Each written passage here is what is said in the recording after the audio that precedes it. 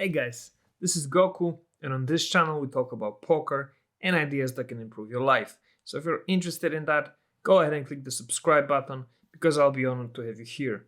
Today we're gonna jump into another GTO Trainer session. We're playing on the Simple GTO Trainer. We're doing the spot small blind versus big blind single raise pots on a 23 BBs, and we're playing on the Simple GTO now.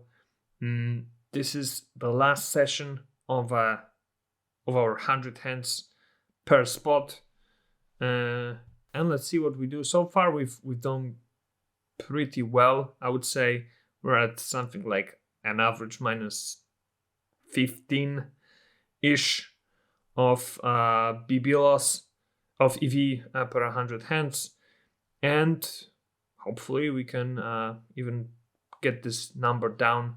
Let's see, and let's play our 25 hands. And for our first hand, we've got Ace Jack off on an 8-7-10 with two hearts. We're gonna bet here. The solver is doing pretty much 50-50 of betting a third of the pot and checking. Four of spades on the turn. Does it change anything? Do we continue betting here? I think maybe we check here, but no, the solver actually likes to continue betting. As you can see, the EV of the actions is pretty similar. It's not really different, but the percentage of the strategy that the solver picks is really different. So yeah. What do we do now, though, when we checked and the big blind leads for half pot? Do we call this, or do we ship it, or do we fold? I think we mostly call this 83% of the time. Let's see if we do a lot of shipping. We're not. We're folding 16% and calling 84%, let's say. So that makes sense. And do we ship our Ace Jack here? I don't think we do. I think we check 100% because we've got nice showdown value. But do we call a ship from the big blind?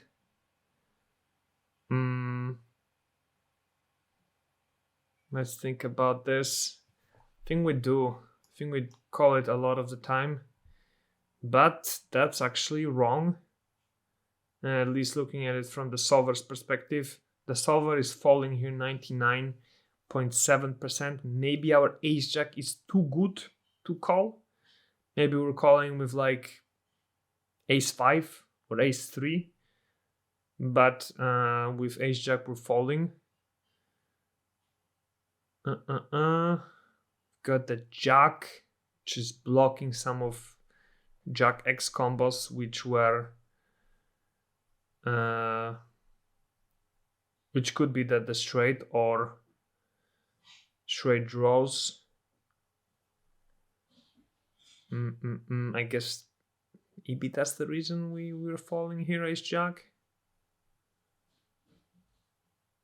But on the other hand, we have a Jack. We decrease the chance of him having the straight. So this is quite interesting, this spot for me.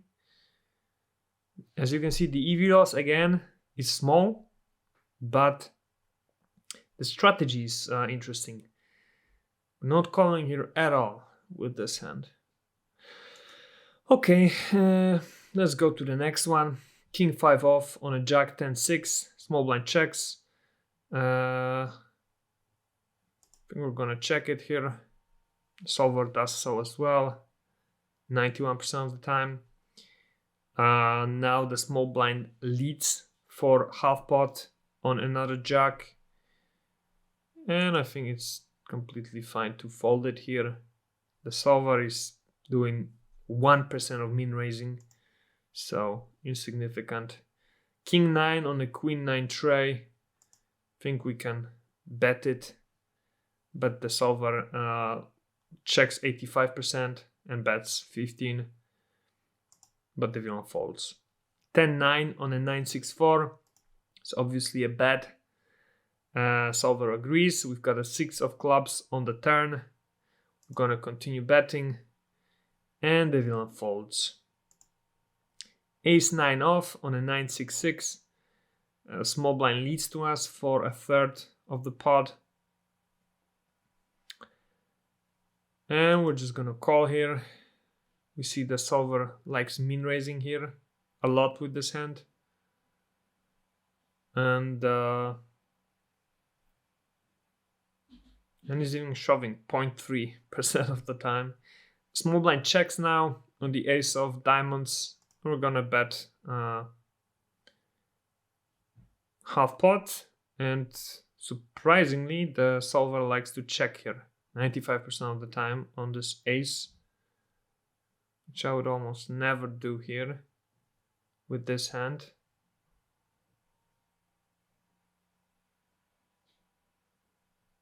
But maybe it makes sense. I just don't like giving free cards, I guess, on a double suited board. But we're obviously calling the bet, and the solver's got ace 4, so that's nice. Queen 5 of spades on a king jack 10. We're gonna check it, and we're gonna call it. And we see the solver likes to bet here 66% of the time. On the 3 of diamonds, we're gonna check once again. And are we calling the bet here with our open-ended straight draw? Guess it makes sense, but it doesn't. We should rather be folding, and this is actually a pretty bad decision to call here with our hand. And I guess it makes sense. We've got the flush on the board already. We've got queen high with a 5 kicker. We've got what, 8 outs to a straight and no real equity besides that, so it's a good example of just giving up. 5-3 of diamonds on a 10-10-10.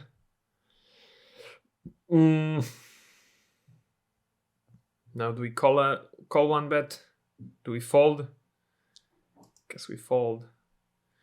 But the solver likes calling here 67% of the time and folds just 33%. So this is good to know. 10-8 off on a king 5-4. Guess that's a hand where we check, but the solver is doing a lot of betting here, 91%. 3 of diamonds on the turn, small blind checks. And I think we can take a stop now. We get called. 7 of hearts on the river. Do we take another stab or do we check behind? I think maybe that's the hand where we ship it. And this is exactly such a hand where we ship it. So that's nice. Jack 9 off on a 10-7 deuce. Small blind leads. We're gonna call. Solver is calling 93%. Min raising 7%. On the 7 of spades, the small blind bets half pot again.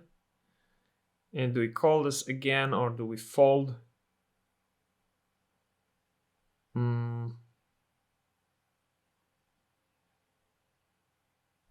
think at this point we just fold it. But the solver is actually doing 44% of calling and 56% of folding. So we should be calling roughly half percent of the time. Half percentage of the time. I'm not sure how you say it. 8-8 on an A7 queen. We're gonna bet it. And there's a 5 of hearts on the turn. I think we're just giving up, or maybe it's a good card to continue. I think I'm giving up, yeah. Check folding. And the solver actually thinks it's a mistake to check fold pair of 8s here. It likes calling 100% of 8s here, and that's very interesting.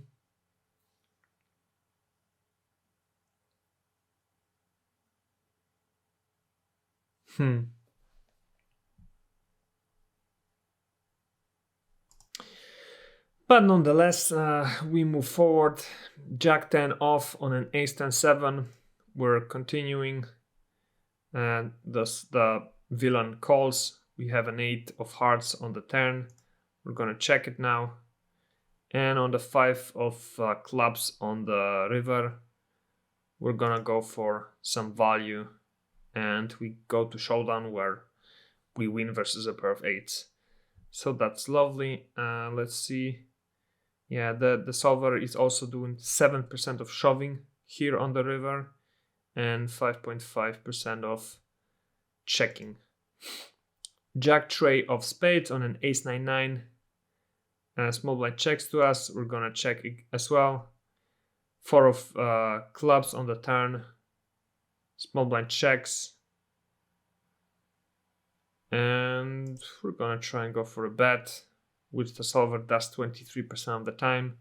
77, it's checking behind. And on the 6 of hearts on the river, we're just gonna shut down and check it down. And the solver is doing that 75%.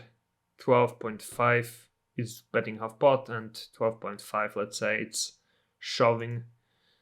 So that's nice. 10-7 off on a jack 5 deuce.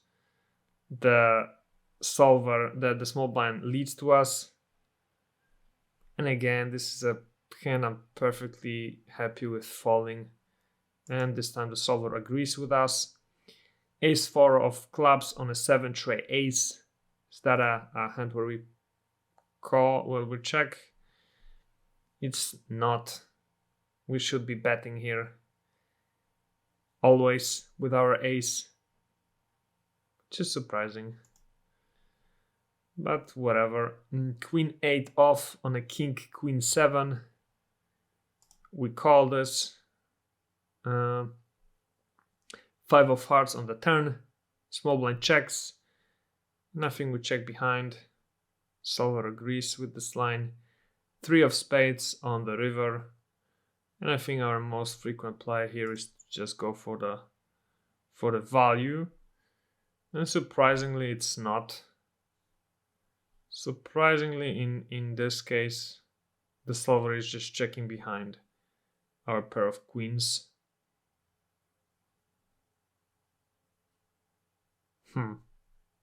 Which is also interesting. Small EV loss, but yeah. 5-4 suited on an ace 7-6 is a bet. There's a 10 of spades on the turn. And are we going for another bet? I think we have to. And the solver agrees. And bets here half pot 99.5% of the time. Cool. 10-8 off on a queen 8 deuce. We're gonna perhaps min raise here. And it's rather a call. Min raise 12% of the time. But the villain folds. 9-8 on an ace king king. Maybe that's a spot where we min raise a little more, but I'm just gonna fold it. And the heroes the solver's falling here 73% of the time, calling 25, min raising 2.5. King 9 of clubs on an ace jack tray. We're betting. We hit a 9 on the turn, so we're checking. And I think we're calling here. Solver agrees with this line. It's even shoving here 5.6% of the time. And on the jack on the river, I think we're gonna check it. And we go to showdown where we win versus missed flush draw, which is nice. 9-8 off on a king 5-10. Maybe this is a min raise. And it's rather a fold. 74% of the time. Call 22. and min raise 4% of the time, so much less than I would expect. And of course we get raised, so we just fold it. Jack deuce of hearts on a queen 6-8 with 2 hearts. I think this is a call. 99.93 call. 7 of diamonds on the turn. The villain continues betting. I think we still call here. And there's a 6 of clubs on the river. Villain shoves. And of course we have to fold because we've missed our flush. 6s on a king 4-4. It's gonna be a bet. And villain folds. Jack 8 off on a king 9-5. Is that a call? I think that's gotta be a call. But that's not a call. This, my friends, is actually a fold. Pretty much 100% of the time. Okay. Good. Queen Jack on a 10-5 deuce. This is obviously a call. And some min raising? Yeah. 15% of min raising. Deuce of diamonds on the turn. Do we call here again? Or do we fold it? I think it's fine to fold like, I don't know, 50% of the time? It's not. We should only fold 6.4% of the time here and call 93.5. Interesting. So we're hoping to hit or hoping that the small blind checks on the river. But cool. Now obviously we've hit our queen, so we're gonna shove it and we get called by ace queen. It happens as well. Jack 9 off on a 10-4 ace. Gonna bet. And the villain folds, so we've played our 25 hands. The overall result is not that bad. It's minus 4.78 BBs of EV loss. We did only a little bit of over betting or over raising, and even a smaller percentage of a smaller difference of over checking or over calling. And we folded a little bit too less often. But yeah, it was a nice session, and this was a session that has brought this spot, the 23 BBs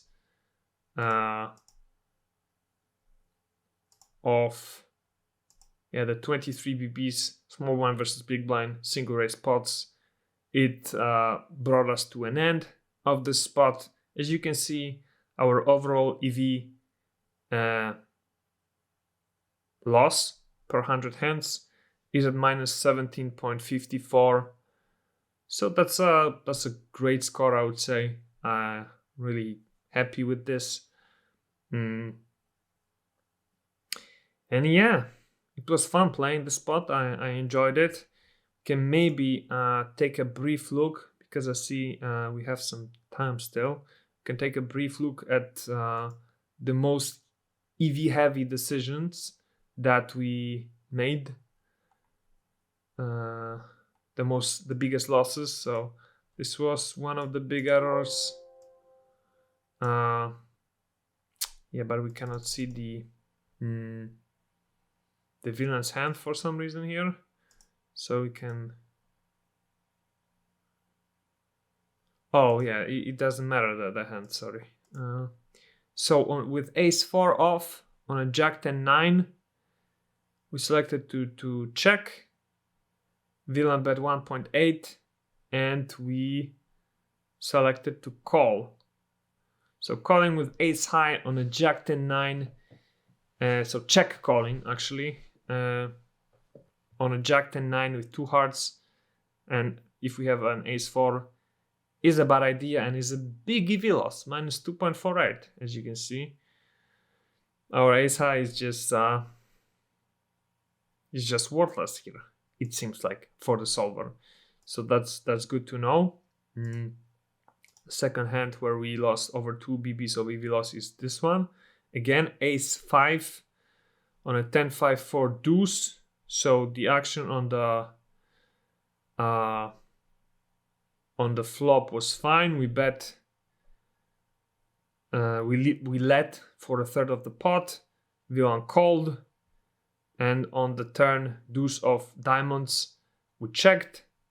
Villain bet half pot, and we elected to call. So surprisingly, again, check calling here with ace-5 is a bad idea. We should rather be check shoving. And also surprisingly, on this turn, the solver is just shoving a big percent of the time, 94%.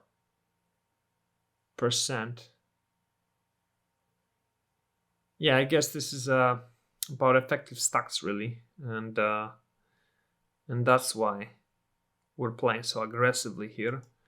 And I guess I've missed that, at least on these two hands. But let's take a look at maybe this spot. Have we done any other 2 BBs of EV loss mistakes here? Nope, there were none. And here,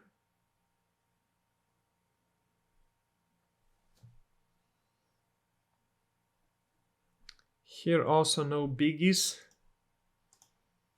And did we have any today during this session? Yeah, we had this one. And that's it. So let's take a look. Queen 5 of spades on a king jack 10 3. Again, we're out of position. On the flop, we check. Whilst we should, we should check 33% and bet 66. The villain bets, we call, which is fine. And on the turn, we check once again, which is again the ideal action, or also the most frequent one. And the villain leads for bets for half pot, and we call it here. And yeah, now I remember this. If we just play this, actually, yeah, it doesn't make sense really to call here. We've already got flush on the board. We only have queen high at this point. We have a open ender, and yeah, it's just fine to give this up by this point, and this is what we should do. So yeah, it's been fun. If we take a look at the combinations here, so falling is red, check calling is yellow, and betting or raising is green. And the GTO stats are the ones above, and our stats are the ones below. So with trips, we should be doing a little more checking and calling. With top pair, we're playing pretty much the same. With third pair, we are doing way too much raising. We should be doing more checking and calling, and also a little less folding. With king high, as you can see, we're also doing a little bit too much raising and a little bit too much folding. We should be doing more checking instead. With flush draws, again, we're over betting or raising, and also doing slightly too much of folding and not enough checking or calling. We need to, looking at this, just going through the first couple of ones, looks like we need to just improve on our checking and calling frequency. We need to do more of that instead of folding or mainly betting or raising. With no draw, again, just a little bit too much betting or raising. With two pairs, wow, way too much betting or raising. With under pair, we are actually on point. With the weak pair, we're doing too much folding. With nothing, we are doing too much betting or raising. With open-ended straight draw, we are not doing enough of folding and also too much betting and raising. With flushes, too much folding, which is surprising, and not checking or calling at all, which is also surprising, but I guess, this is just 100 hands, so it's a small sample. Overpair, again, we don't have any checking or calling. Second pair, we should be checking or calling more. Ace high, should be folding more, surprisingly, and betting or raising less. Combo draws, more checking or calling. And gut shots, we're playing pretty much on point. So yeah, I enjoy playing this spot with you guys. I appreciate you watching this video. If you enjoyed doing that, please leave a comment below. Just write GTO or ask any questions you might have. Also, you can suggest what I should play next, and I'll be happy to play that. So yeah, thank you very much for watching, guys, and I will see you in the next one. Bye. Do you want to learn how to play PLO? Are you a beginner player who's never played Omaha before? Do you want to learn how to crush casual players easily? If so, this course is perfect for you. It's a crash course on Pot Limit Omaha dedicated for beginner players. You will learn all the fundamentals of PLO. You will learn what hands to play, when to play them, and how to play them. You will learn the basic strategies that allow you to be a winning player at your home games or microstakes online. If you want to learn PLO quickly and easily, get this course now at gokupoker.com.